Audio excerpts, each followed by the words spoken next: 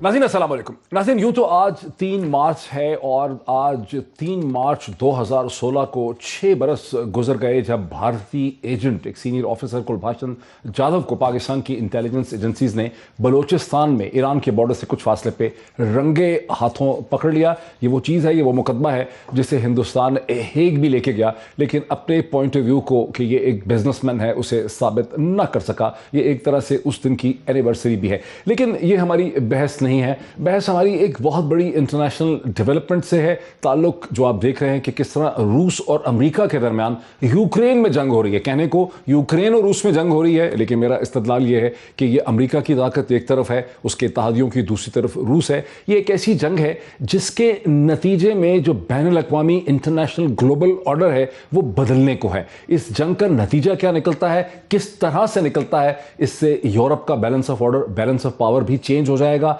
America और NATO का role redefine हो सकता है, बढ़ सकता है, कम हो सकता है। रूस और चीन के ताल्लुकात एक नए लेवल पे चले जाएंगे और इसकी बड़ी इंप्लीकेशंस हैं पाकिस्तान के लिए और हिंदुस्तान के लिए। उस पाकिस्तान के लिए जिसे 22 ममालिक ने यह कहा कि आप रूस के खिलाफ यूनाइटेड नेशन जनरल असेंबली में वोट डालें, उसके बावजूद पाकिस्तान ने अपनी सॉवरेनिटी एक्सरसाइज की और पाकिस्तान उन 35 ममालिक में है, हिंदुस्तान के साथ, वियतनाम के साथ, चीन के साथ, अल्जीरिया के साथ। पाकिस्तान उन ममालिक में है जिन्होंने रूस के खिलाफ वोट नहीं डाला, इस डिबेट से एब्सटेन किया है। हिंदुस्तान के लिए भी और पाकिस्तान के लिए चैलेंज इसलिए है कि पाकिस्तान एक तरफ IMF का मकरूज है, दूसरी तरफ अमेरिका और उसके इत्तेहादियों ने पाकिस्तान को हिंदुस्तान समेत फैटफ में पकड़ा हुआ है। पाकिस्तान की इकोनॉमिक सिचुएशन भी कमज़ोर है बहुत ज़्यादा, और दूसरी तरफ हिंदुस्तान के लिए भी बहुत बड़ा चैलेंज खड़ा हो गया, जिसने एक मल्टी डायमेंशनल स्ट्रेटेजिक रिलेशनशिप 60 से ज़्यादा मुआहदे कर रखे हैं हिंदुस्तान ने अमेरिका के साथ स्ट्रेटेजिक नेचर के।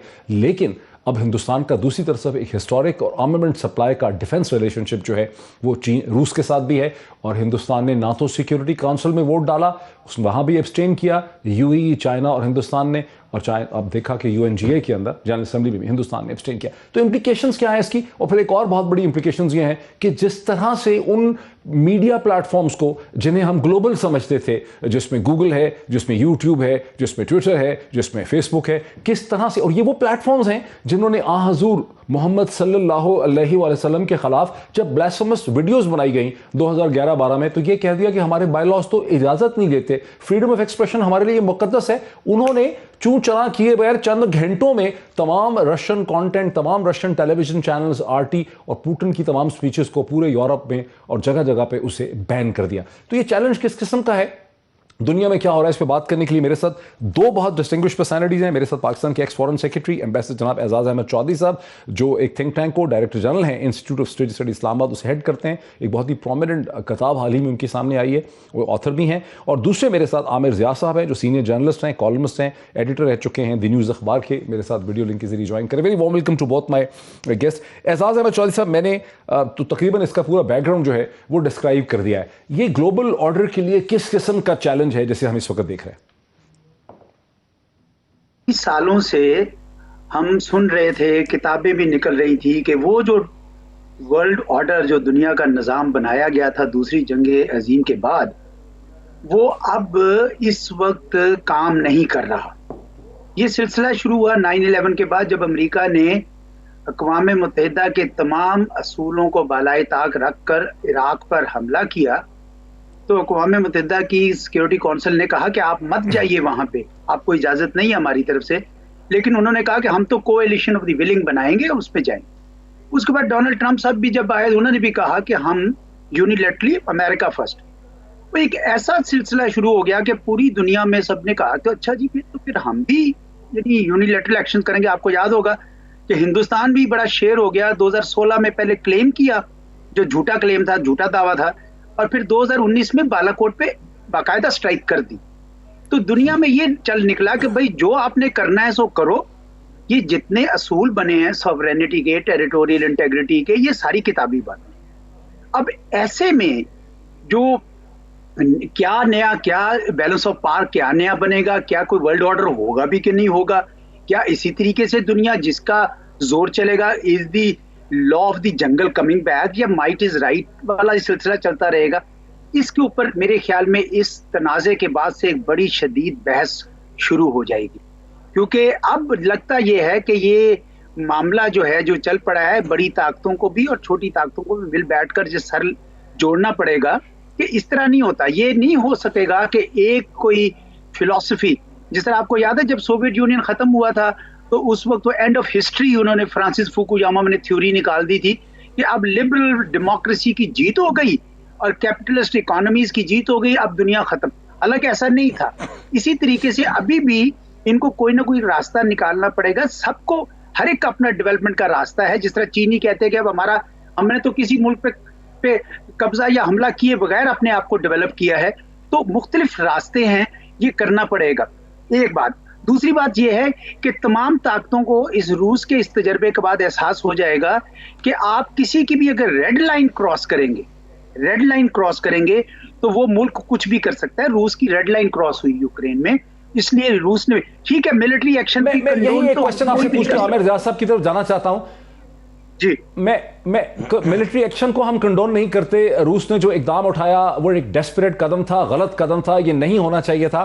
لیکن امریکہ کے جو بہترین ایکیڈیمکس ہیں ریئل اسکول آف تھاٹ کے, جیسے پروفیسر جان مرشمر ہیں جو شکاگو یونیورسٹی سے جن کا تعلق ہے, اور ان سے یقینی طور پہ آپ کی ملاقات بھی شاید کبھی ہوئی ہو یونیورسٹی آف شکاگو. ان کا میں 2015 سپٹمبر کا ایک لیکچر دیکھ رہا تھا یونیورسٹی میں, جس میں انہوں نے 2014 کے بعد کہا کہ امریکہ کو رشیا کی ریڈ لائنز کراس نہیں کرنی چاہیے اور یہ ویسٹ سراسر ایک غلطی کر رہا ہے. یہی پوزیشن ہینری کسنجر نے بھی اس میں لی کہ ہمیں روس کے بارڈرز کے قریب نہیں جانا چاہیے, نیٹو کو ایکسپینڈ نہیں کرنا چاہیے, ہمیں انفیکٹ چین پہ فوکس کرنا چاہیے اور ہمیں روس اور چین کو قریب نہیں آنے دینا چاہیے. کیا وجہ ہے کہ جبکہ سارا فوکس چین پہ کرنے کی کوشش کی جا رہی تھی, پیوٹ ٹو ایشیا, انہوں نے روس کے ساتھ پھڈا پیک اپ کر لیا؟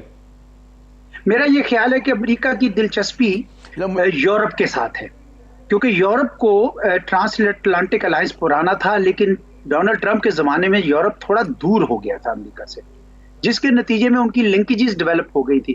تو ایک بار پھر امریکہ نے یورپ کو اس کرائسس کے ذریعے احساس دلا دیا ہے کہ ان کی ڈیپینڈنس سیکورٹی امبریلا امریکہ کے اوپر ہی رہے گا. اور میں بتاؤں آپ کو کہ ایک تھیوری ہے, کچھ لوگ کہتے ہیں شاید یہ کنسپیریسی تھیوری میں آ جاتی ہے, لیکن ابھی میں ایک گراف دیکھ رہا تھا کہ جو ملٹری انڈسٹریل کمپلیکس ہے اس نے اس قسم کے کرائسس سے کتنے بلین ڈالرز کمائے ہیں. تو جب یورپ کو خوف محسوس ہوگا روس سے اور روس کو خوف محسوس ہوگا یورپ سے, تو ظاہری بات ہے منڈی میں سب قسم کے اسلحے بکیں گے. اس لیے دنیا اس وقت, میرا خیال ہے کہ امریکہ کا ایک بہت بڑا یہ مقصد حل ہوا ہے کہ اس نے یورپ کو ایک بار پھر اپنے اوپر ڈیپینڈنٹ کر دیا ہے. جو تھوڑی دوری ہوئی تھی وہ بدل گئی ہے, اس لیے انہوں نے یہ رسک لیا. جی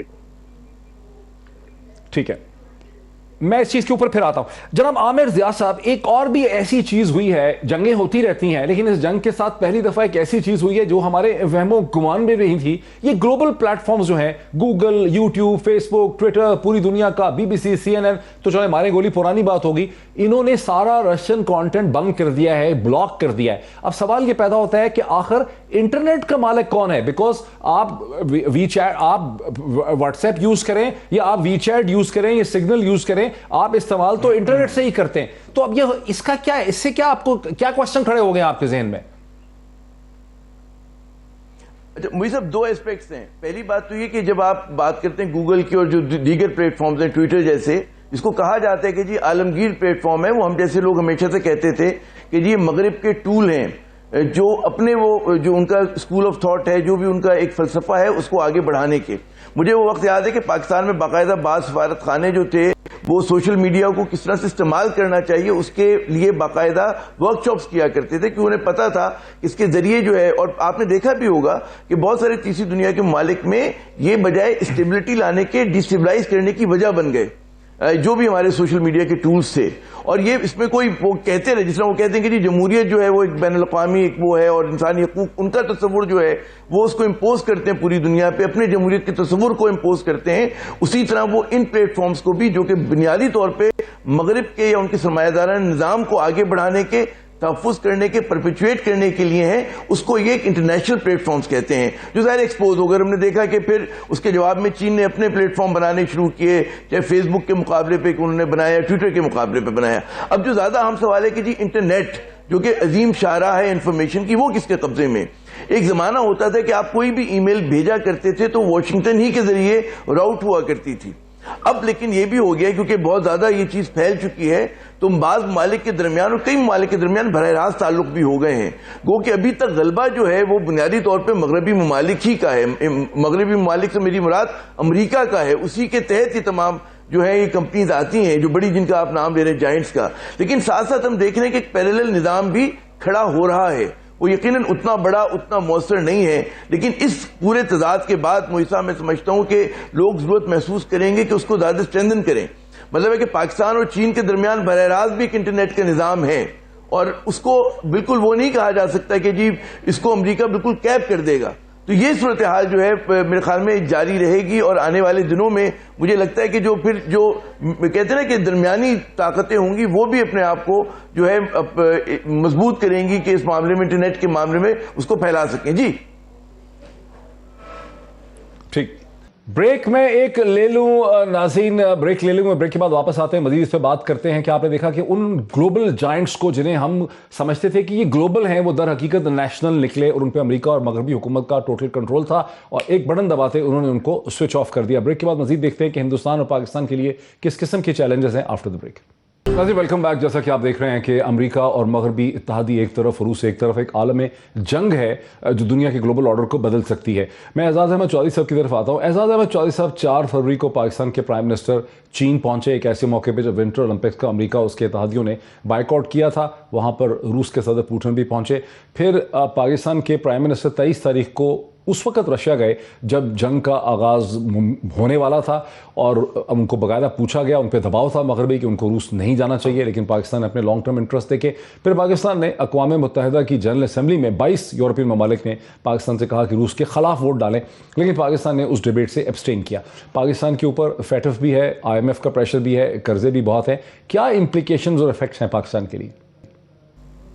دیکھیں, دونوں صورتوں میں پاکستان کے لیے اور پاکستان جیسے ملکوں کے لیے یہ جو بلاک بن رہے ہیں یا کیمپس بن رہے ہیں ان کا نقصان ہے, ان کا دباؤ ہے. لیکن ہم نے یہ پہلی بار ہم دنیا اس دوراہے پر نہیں آئی. پہلے جب آئی 2 بار تو دونوں بار ہم نے دیکھا کہ ہم نے ایک سائڈ کا ساتھ دے دیا. اس وقت تو بڑا اچھا لگا, سب اچھے لگ رہے تھے, ہمارے گن گائے جاتے تھے اقوام متحدہ میں, ہمارے لوگوں کو وہاں پہ بڑی بڑی پوسٹ دے دی گئی. لیکن ہم نے دیکھا کہ دور رس نتائج بڑے ہی پاکستان کے خلاف نظر آئے. اس وجہ سے اب ہمارے لوگوں نے یہ سوچ لگائی ہے کہ ہم کسی کیمپ میں, کسی دھڑے میں, کسی بلاک میں نہیں جائیں گے. لیکن دیکھیں, اب جو بھی فیصلہ کریں گے اس کی قیمت ادا کرنی پڑے گی. لیکن میں ذاتی طور پر یہ سمجھتا ہوں کہ پاکستان نے یہ درست فیصلہ کیا ہے کہ وہ کسی کیمپ میں نہیں جائے گا. اس کا یہ مطلب نہیں ہے کہ ہمارے امتحان کم کڑا ہوگا, امتحان تو پھر بھی کڑا ہوگا. آپ سوچ سکتے ہیں کہ اگر ہم صرف امریکہ کے ساتھ ہو جاتے کہ جی IMF سے بچیں گے, فیٹف سے بچیں گے, تو یہ جو چین کے ساتھ ہماری, جس نے ایسے وقت میں ہمارے ہاں سرمایہ کاری کی جب کوئی نہیں آتا تھا دہشت گردی کے خلاف جنگ کر رہی تھی, اور روس اور سینٹرل ایشیا سے جو آج پہنچے ہیں ان کے ہمارے صدر ازبیکستان کے, یہ سب کے سب کمپرومائز کرتے ہیں ہم. اگر ہم چین کی طرف اور روس کی طرف مکمل طور پر ہو جائے تو لوگ کہتے ہیں کہ جناب آپ کی تجارت تو ساری ادھر ہوتی ہے. اس لیے پاکستان جیسے ملکوں کے لیے مشکل ہے. لیکن میں آپ کو بتاؤں کہ پاکستان سے بھی زیادہ مشکل ہندوستان کی ہے, کیونکہ ہندوستان تو باقاعدہ حلیف بن چکا ہے امریکہ کا, اور امریکہ نے سرمایہ کاری کر رکھی ہے اس کی ملٹری. لیکن اس کے باوجود ہندوستان نے سیکیورٹی کونسل میں بھی ووٹ نہیں دیا اور جنرل اسمبلی میں بھی ووٹ نہیں دیا امریکہ کے ساتھ. جی کیونکہ آج بھی دیکھیں, ابھی اس وقت بھی خبروں میں گرم ہے کہ کیا امریکہ کاٹسا کے تحت ہندوستان پہ وہ پابندیاں لگائے گا جب وہ S-400 بیلسٹک میسل ڈیفینس لے گا اس سے, امریکہ سے, روس سے. تو یہ اس وقت ان کے لیے کہیں زیادہ مشکل ہے کیونکہ وہ آلریڈی امریکہ کے پلڑے میں پاؤں رکھ چکے تھے. وہاں تو ہندوستان کو ویور مل چکا ہے. جی وہی میں کہہ رہا ہوں کہ پھر آپ کی بات ہو گئی نا جو آپ نے پہلے بات کی تھی کہ کوئی اصول نہیں ہے. اصل میں ہر چیز ان کے اپنے مفاد میں ہے. اگر وہاں پہ ان کے اپنے قومی مفاد میں ہے تو پھر کیا پاکستان کو اپنے قومی مفاد میں فیصلے نہیں کرنے چاہیے؟ یہ اس کا پہلا پہلو. میں ایک اور پہلو بھی کہہ دوں, پھر آپ بے شک عامر ضیاء صاحب سے پوچھ لیں. دوسرا پہلو یہ ہے کہ ہندوستان کی چونکہ اقتصاد مضبوط ہے تو آپ دیکھیں گے کہ اس پہ دباؤ کم آئے گا. لیکن جب پاکستان جس کے اندر اگر اس کے اندر ہاؤس ڈیوائیڈڈ ہو اور آپ کی اقتصاد کمزور ہوگی تو آپ پہ دباؤ ڈالنے کا زیادہ کوشش کی جائے. تو اس سے یہ سبق سیکھنا اور یوکرین سے بھی سبق سیکھے. یوکرین بھی ایک بٹی ہوئی قوم نکلی, ایک تقسیم شدہ قوم نکلی, تو اس وجہ سے وہ میدان جنگ بن گئی. تو پاکستان کے لیے بہت ضروری ہے کہ ہم اپنا گھر سیدھا کریں اور اقتصاد پہ توجہ دیں. اور یہ جو نیشنل سیکورٹی پالیسی میں ہم کہہ رہے ہیں نا کہ ہم اکنامک سیکورٹی پہ سب سے زیادہ توجہ دیں گی, دل و جان سے اب اس پہ لگ جانا چاہیے, کیونکہ یہی ہماری اصل ہمیں محفوظ کرے گی.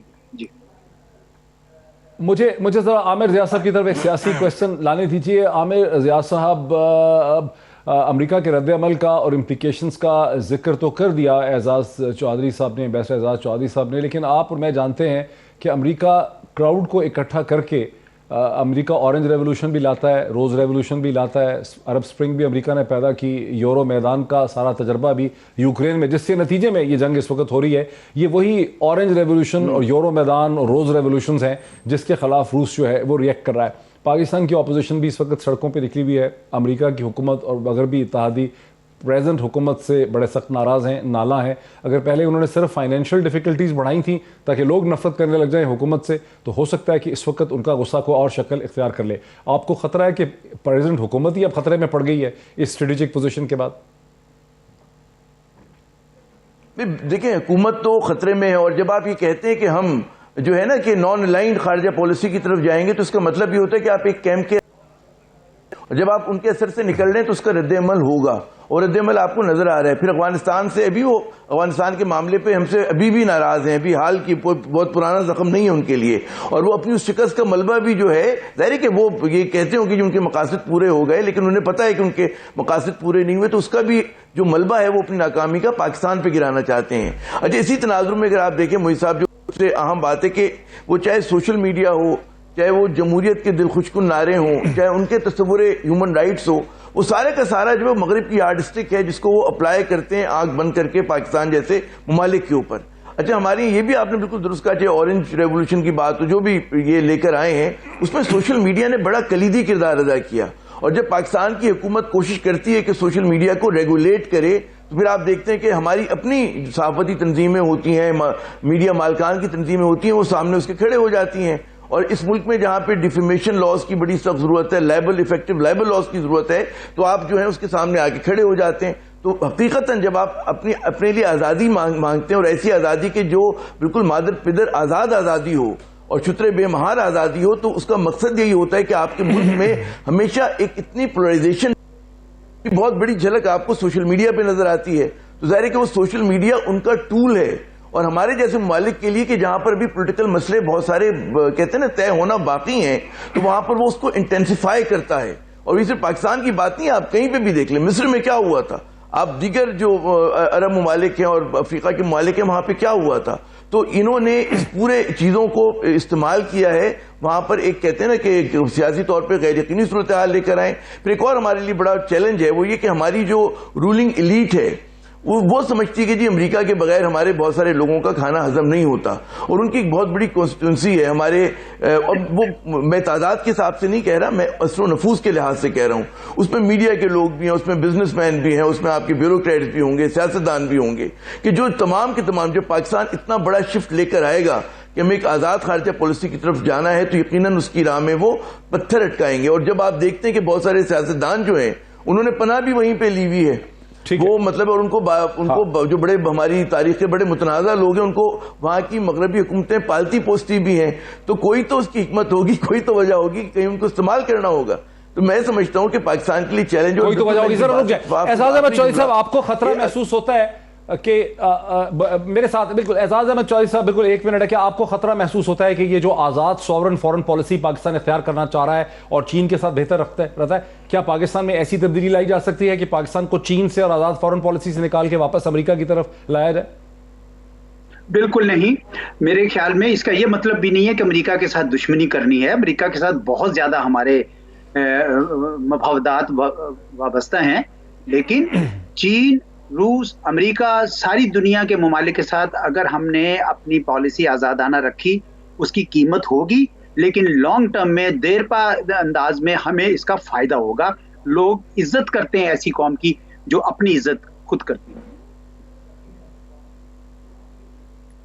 بہت شکریہ اعزاز علی صاحب کا، جناب عامر ضیاء صاحب کا. یہ ڈسکشن ہماری یہاں پہ ختم ہوتی ہے. بریک کے بعد ہم واپس آتے ہیں تو ہم دیکھتے ہیں، بات کریں گے ڈاکٹر فیصل سلطان سے جو پولیو کے حوالے سے جو پاکستان کے پرائم ڈیفیکٹو ہیلتھ منسٹر بھی ہیں، ان سے بات ہوتی ہے آفٹر دا بریک. ناظرین ویلکم بیک. جیسا کہ میں نے کہا کہ وقفے کے بعد ہم بات کریں گے پاکستان کے پولیو کیمپین کے حوالے سے، اور میرے ساتھ پرائم منسٹر آف پاکستان کے special assistant to the prime minister of Pakistan جناب ڈاکٹر فیصل سلطان، جن کا NCOC میں بھی رول ہے، انفیکشس ڈیزیز کے حوالے سے بھی رول ہے، میرے ساتھ اس وقت ویڈیو لنک کے ذریعے ہیں. ڈاکٹر فیصل سلطان صاحب ویلکم. سب سے پہلے تو میں آپ کو مبارکباد دیتا ہوں کہ پاکستان پہلی دفعہ 1 سال 1 مہینے سے زیادہ دن گزر چکے ہیں کہ پاکستان اب پولیو فری ہے. دنیا میں 2 ہی ممالک ہیں ناظرین، جو پاکستان اور افغانستان، جن میں پولیو تھا اینڈیمک، لیکن پاکستان 1 سال اور تقریباً 1 مہینے سے پولیو فری ہے. 0 کیسز جو ہیں ابھی تک سامنے آئے ہیں. ایک تو یہ بات ہے. دوسرا، بل اینڈ میلنڈا گیٹ فاؤنڈیشن کے سربراہ جناب بل گیٹس پاکستان میں تھے جہاں ان کی پرائم منسٹر پاکستان سے ملاقات ہوئی. وہ پولیو کے بہت بڑے چیمپئن ہیں دنیا میں. یہ بھی ایک بہت بڑا گورنمنٹ آف پاکستان کو، ڈاکٹر فیصل سلطان صاحب کو اس کی بھی مبارکباد ہو. ڈاکٹر فیصل سلطان صاحب، بل گیٹس کا جو کہ پولیو کے بہت بڑے دائی ہیں، بہت بڑے کیمپینر ہیں دنیا میں، بل اینڈ میلنڈا گیٹ فاؤنڈیشن، ان کا پاکستان آنا جو ہے، اس کا کیا بیک گراؤنڈ ہے اور اس کی کیا سگنیفیکنس ہے؟ اس کا بیک گراؤنڈ یہ ہے کہ مختلف موقعوں پر وزیر اعظم پاکستان کی ان سے جب بات چیت ہوئی تو وزیر اعظم نے ان کو دعوت دی کہ آپ پاکستان آئیں، اور انہوں نے کہا کہ بالکل میں آؤں گا، اور میری خواہش ہے کہ میں ایسے وقت آؤں جب پاکستان پولیو کی ایفرٹ میں اب کچھ نمایاں کامیابی حاصل کر چکا ہو. گزشتہ سال میری ان سے ایک ویڈیو اس کے اوپر براہ راست بات ہوئی، تب بھی انہوں نے یہی مجھے بات دہرائی، اور انہوں نے کہا کہ اگر آپ یہ ایفرٹ ایسی کریں تو پھر میری بہت کوشش ہوگی کہ میں پاکستان آؤں. تو ایک تو یہ تھا کہ چونکہ انہوں نے اور ان کی فاؤنڈیشن نے انسداد پولیو کے لیے بہت رقم بھی دی ہے، ایفرٹس بھی کی ہیں، وہ بڑے کمیٹڈ ہیں، اپنے کا بڑے اس کے کیا کہتے ہیں دائی ہیں. تو اس صورتحال میں جب 1 سال ہو گیا اور 0 کیسز تھے جنوری میں، تو اس کے بعد پھر مجھے ان کی طرف سے ایک وہ میسج آیا کہ وہ پاکستان وزٹ کرنا چاہتے ہیں. ہم نے وزیر اعظم کو بتایا تو انہوں نے کہا جی موسٹ ویلکم. تو اس صورت میں وہ آئے. یہ تو تھی بیک گراؤنڈ. وہ دیکھنا چاہتے تھے کہ کیا ایفرٹ ہو رہی ہے، جو پولیو ٹیمز ہیں، جو ایمرجنسی سینٹرز ہیں جہاں کے ذریعے یہ اعداد و شمار دیکھے جاتے ہیں، پلاننگ کی جاتی ہے، مینیج کیا جاتا ہے صوبائی لیول کے اوپر، فیڈرل لیول کے اوپر، لوکل لیول پہ، ساری ایفرٹ کو وہ اپنے آنکھ سے دیکھنا چاہتے تھے. تو ایک تو یہ، اور اس کا امپیکٹ یا اس کی جو اہمیت ہے وہ یہ ہے کہ ایک ایسی شخصیت جو انوویشن کی دنیا میں، بزنس کی دنیا میں، اور فلانتھرپی، یعنی انہوں نے بہت ساری دولت اپنی جو ہے وہ فلاحی کاموں میں دے دی ہے، ایسی شخصیت جب پاکستان آتی ہے تو اس سے یہ واضح ہوتا ہے کہ ان کا پاکستان، ہمارے سسٹمز، ہماری کین ڈو ایٹیچیوڈ کے اوپر کیا ان کا کانفیڈنس ہے. اور انہوں نے اس کے بعد جو کچھ لکھا اس کے بارے میں وہ بھی بہت پازیٹیو تھا. اور انہوں نے یہ کہا کہ وہ انگریزی میں بولتا ہوں کہ انہوں نے لکھا کہ جب انہوں نے NCOC اور NEOC دونوں دیکھے تو ہی واز بلون اوے. اب آپ کو پتا ہے کہ اس کا کیا مطلب ہے کہ میں وہ انتہائی جسے کہتے ہیں نا اس سے متاثر ہو کے گئے. اچھا، NCOC کی جو ایفرٹس ہیں اور اس کا جو سٹرکچر ہے اس سے بل گیٹس متاثر ہوئے، وہ امپریس ہوئے اس سے؟ جی بالکل. NEOC بھی اور NCOC بھی دونوں. NEOC پولیو والا ہے، NCOC کووڈ والا ہے. پہلے وہ پولیو والے پروگرام کو دیکھنے گئے، ظاہر ہے ان کا پہلا انٹرسٹ وہ تھا چونکہ زیادہ ان کا کام اس کے ساتھ رہا ہے، کوئی 1.5 گھنٹہ وہاں رہے، پھر اس کے بعد تقریباً گھنٹہ بھر وہ NCOC میں رہے. تو دونوں کمانڈ سینٹرز کو انہوں نے بالکل جسے کہتے ہیں نا گراؤنڈ لیول سے دیکھا. ہم ایک عجیب سی بات سنتے ہیں کہ پاکستان کی پولیو کیمپین، خود تو دیر لگ گئی پولیو پہ قابو پاتے پاتے، لیکن وہ جو پولیو کیمپین تھی اس نے NCOC کی مدد کی. اس کی کیا وجہ یا تک ہے؟ یہ بڑی انٹرسٹنگ بات ہے کہ پولیو کیمپین کے جو ایسٹس تھے اس میں جو کوشش کی گئی تھی، اور میں بتاتا ہوں وہ کیا چیزیں تھیں. مین پاور کی تیاری، اس میں کیس ڈیٹیکشن کا جو طریقہ کار تھا، اور سب سے بڑھ کے وہ کہ جو ان کا جو ڈیٹا بیس تھا جس کے ذریعے کیس رپورٹ ہوتے تھے. اب یہ روزانہ کے آپ کیسز کووڈ کے سنتے ہیں، یہ رپورٹ اس پولیو کے ڈیش بورڈ کے اوپر ہو رہے ہیں. تو وہ بنا ہوا ڈیش بورڈ تھا، اس کے اندر تھوڑی سی مائنر ایڈجسٹمنٹ کر کے یہ چیزیں بھی آنی شروع ہو گئی.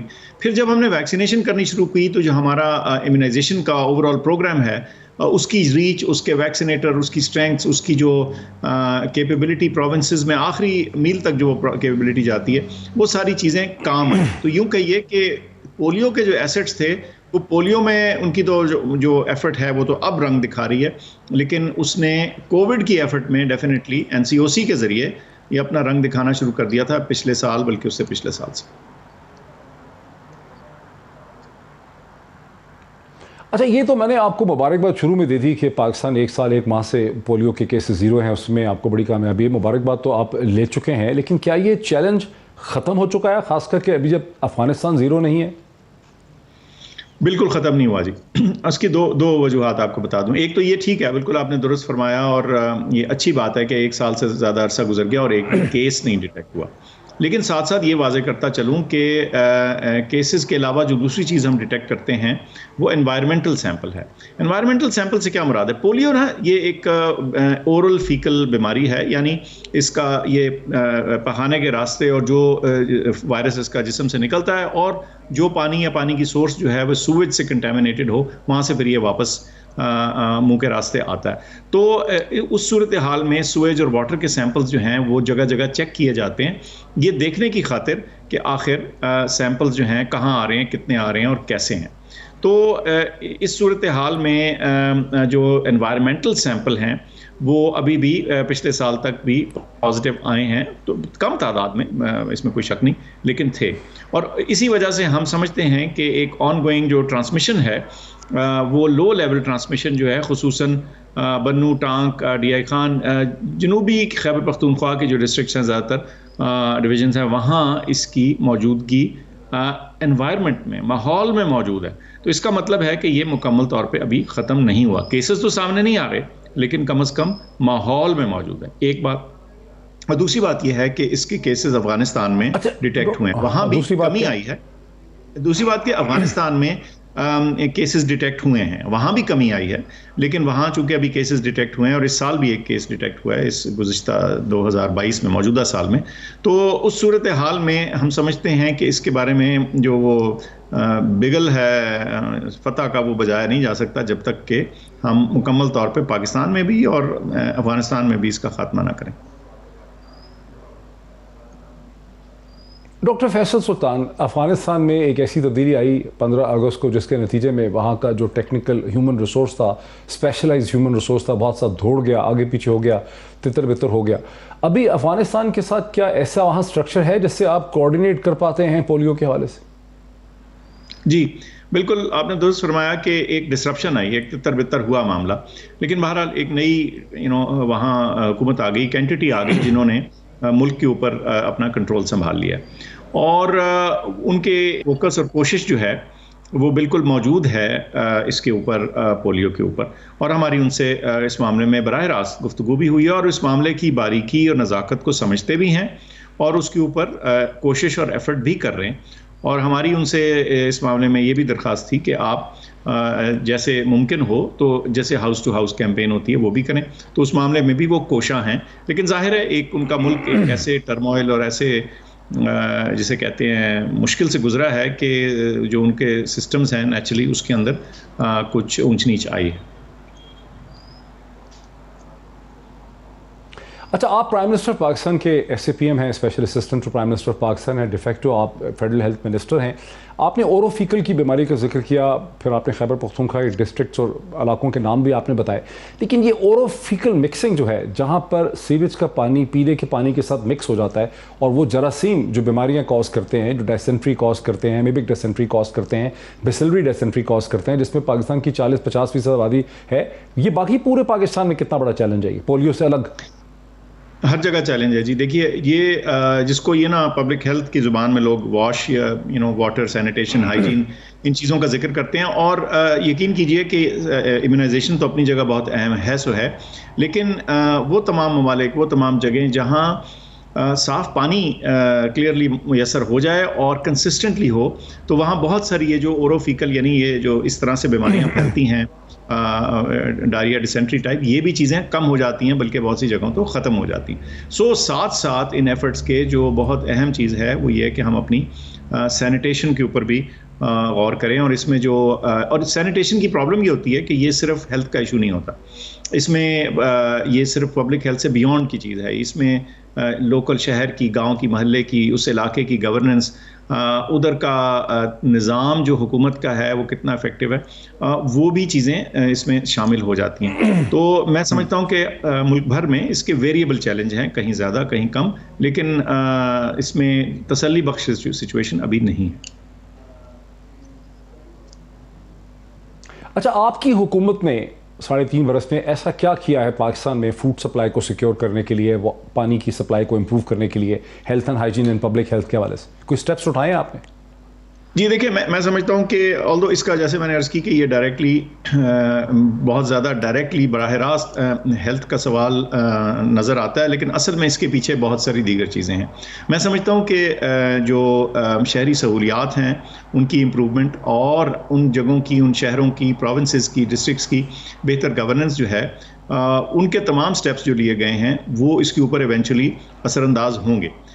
لیکن یہ بھی ساتھ ذہن میں رہے کہ یہ کسی ایک سوئچ سے سارا ملک یا سارا پروونس نہیں ٹھیک ہوتا. اس میں چونکہ یہ لوکل معاملہ ہوتا ہے تو اس میں لاسٹ مائل کی جو امپلیمنٹیشن ہے ان بہتریوں کے لیے, سینیٹیشن کے نظام کو بہتر کرنے کے لیے, وہ اثر دکھاتی ہیں. ان میں کچھ وقت لگتا ہے لیکن یہ آپ کو کلیئرلی اس میں بھی ایک چینج دکھے گا. اچھا, coming back to the polio thing, ایک چیز جو ہم مسلسل دیکھ رہے ہیں, ایک تو پہلی جو پریشانی کی بات ہے, کسی حد تک شرم کی بھی بات ہے کہ باقی ساری دنیا کو 20 برس ہو گئے پولیو فری ہوئے ہوئے 99 سے یا 2000 سے, لیکن پاکستان اپنے آپ کو پولیو فری نہیں کر پایا. 20 برس گزر گئے, ابھی بھی آپ نے مانا کہ خطرے سے ہم ٹوٹلی طور پہ باہر نہیں ہوئے ہیں. چیلنج آپ کا ہے کیا وجہ ہے کہ حکومت بھی شور مچا رہی ہے, بین الاقوامی آرگنائزیشن بھی شور مچا رہی ہیں, ورلڈ ہیلتھ آرگنائزیشن بھی شور مچا رہی ہے, لکھا بہت جا رہا ہے, ٹی وی پروگرام بہت ہو رہے ہیں, لیکن آپ اس پہ قابو نہیں پائے؟ یہ بالکل آپ نے صحیح کہا, یہ نیشنل پرائڈ کا مسئلہ ہے. اور ہمارے لیے, میرے لیے بطور انفیکشس ڈیزیز ڈاکٹر, یہ بڑی جسے کہتے ہیں ندامت کی بات ہوتی تھی جب باہر کانفرنسز میں جائیں اور وہ کہیں کہ جی بس 2 ممالک رہ گئے ہیں, پھر افریقہ بھی نکل گیا, پھر 2 افغانستان پاکستان رہ گئے. اچھا, اس کی کیا وجہ ہیں؟ کچھ کا تعلق ہمارے لوکل ریجنل پولیٹیکل ٹرموائلز کی وجہ سے ہے جو افغانستان میں ہو رہا تھا, کچھ اس کا تعلق ہے, کچھ ہماری اپنی سسٹم کی کمزوریاں ہیں. پھر اس میں یہ بھی آپ کو بتاتا چلوں کہ یہ جس طرح ہم لو لیول پہ آئے ہیں, اتنا کم تو نہیں, لیکن اس کے قریب یا اس سے ملتی جلتی اعداد و شمار پہلے بھی آئی ہیں. لیکن جب بھی ذرا لیک آف اٹینشن ہو یا آپ کا بیسک پبلک ہیلتھ سسٹم اور امیونائزیشن سسٹم ویک ہو تو یہ اپنا دوبارہ سر اٹھا لیتی ہے. اچھا, ایک نمبر 1 آئٹم جو اس میں سمجھتا ہوں وہ جو ہماری موبائل اور ہارڈ ٹو ریچ پاپولیشنز ہیں, جن کو یہ اس طرح کا استعمال کرتے ہیں. موبائل پاپولیشنز وہ ہیں کہ وہ بارڈر کے دونوں طرف ہیں, گرمیوں میں ادھر آ گئیں, سردیوں میں ادھر چل گئی, مطلب یہ اپ اینڈ ڈاؤن ان کی موومنٹ چلتی ہے. اور بہت ساری موومنٹ جو ہے پھر پاکستان کے اندر بھی بلوچستان کے ذریعے, KPK کے ذریعے ہوتے ہوئے نیچے کراچی اور دیگر علاقوں میں بھی ہماری پاپولیشنز جاتی ہیں. جب وہ انڈاکیومنٹڈ ہوں اور وہ موبائل ہوں اور ان تک پہنچنا اتنا آسان نہ ہو, تو ایک تو یہ چیز ہے. دوسرا, جو ہمارا نارمل امیونائزیشن کا, جس کو روٹین امیونائزیشن بولتے ہیں, اس کا نظام اگر طاقتور یا زبردست نہ ہو تو بھی پھر ظاہر ہے یہ صرف پولیو کی کیمپین الگ سے اس چیز کو ختم نہیں کر پاتی. اچھی بات یہ ہے, the best thing is کہ جو نارمل روٹین امیونائزیشن کی کوریج ہے اس میں 10% کا اضافہ ہوا ہے پچھلے 3-4 سال میں, تو وہ بھی ایک کافی اچھی چینج آئی ہے. یعنی زیادہ روبسٹ ہو گئی ہیں ہماری امیونائزیشن کی کیمپینز, اور اس کا بھی ذکر انہوں نے بھی نوٹ کیا, بل گیٹس نے بھی, انہوں نے بھی اس کا ذکر کیا, اور دیگر جو انٹرنیشنل ادارے ہیں وہ بھی کر چکے ہیں. سو امیونائزیشن کی جنرل کوریج پور ہونا, mobile hard to reach populations اور ان تک رسائی نہ ہونا, پھر ایک پبلک کے اندر مسٹرسٹ اگر کسی واقعے کی وجہ سے آ جائے, یا اوور آل جو اسٹیٹ ہے, جو ریاست ہے, اس کی سروسز کے اوپر کم ٹرسٹ ہو, کچھ جگہوں میں یہ بھی ہوا ہے, تو پھر پاپولیشن کہتی ہے کہ آپ ہمارے لیے کیا کر رہے ہیں جا کے کہ ہم یہ پولیو کے قطرے پئیں, کیونکہ ہو سکتا ہے کہ وہ اس کو پرائرٹی نہیں سمجھ پا رہے اور وہ کہہ رہے ہیں کہ ہماری تو پرائرٹی کوئی اور ہے, ہمارا یہ سروس ہمیں دے دو, وہ دے دو, اور کئی دفعہ یہ اس قسم کا وہ لوکل بھاؤ تاؤ بھی وہ کرنے کی کوشش کرتے ہیں. تو اس صورتحال میں جب میں سمجھتا ہوں کہ کچھ چیزوں کا ابھی اور فرق پڑے گا. اب مثلاً اگر خیبر پختونخوا کی مثال لے لیں, 1 سال ہو گیا ان کی یونیورسل کوریج کو یہ صحت انشورنس پروگرام میں, تو اس صورت میں کم از کم جب ریاست جو ہے ایک اپنی سروس آخری سٹیزن تک بلا تفریق کے وہ امیر غریب کون ہے جب دینا شروع ہو تو یہ جو کانفیڈنس بڑھتا ہے نا، یہ جو ایک ہینڈ شیک ہوتا ہے، ایک جو کانفیڈنس ہوتا ہے عوام کے درمیان اور ریاست کے درمیان، جب یہ بڑھتا ہے تو ریاست کی ایسی انٹرونشن کو پھر عوام زیادہ آسانی سے ایکسیپٹ بھی کر لیتے ہیں۔ کچھ چیلنجز عوام اس کو زیادہ قبول کرتی ہے۔ بہت ڈاکٹر فیصل سلطان صاحب، پرائم منسٹر کے special assistant to prime minister Pakistan national health services پہ ہمیں پولیو کے حوالے سے حکومت کی اچیومنٹ کا بتا رہے تھے، جہاں پاکستان 1 برس اور 1 ماہ سے پولیو فری ہو چکا ہے، اور بل اینڈ میلنڈا گیٹ فاؤنڈیشن کے ہیڈ بل گیٹ سے حال ہی میں پاکستان کا دورہ کیا اور پاکستانی حکومت کی خدمات کو اور اس کی سروسز کو انہوں نے سراہا۔ آج اتنا ہی، پھر آپ سے ملاقات ہوتی ہے، بہت شکریہ۔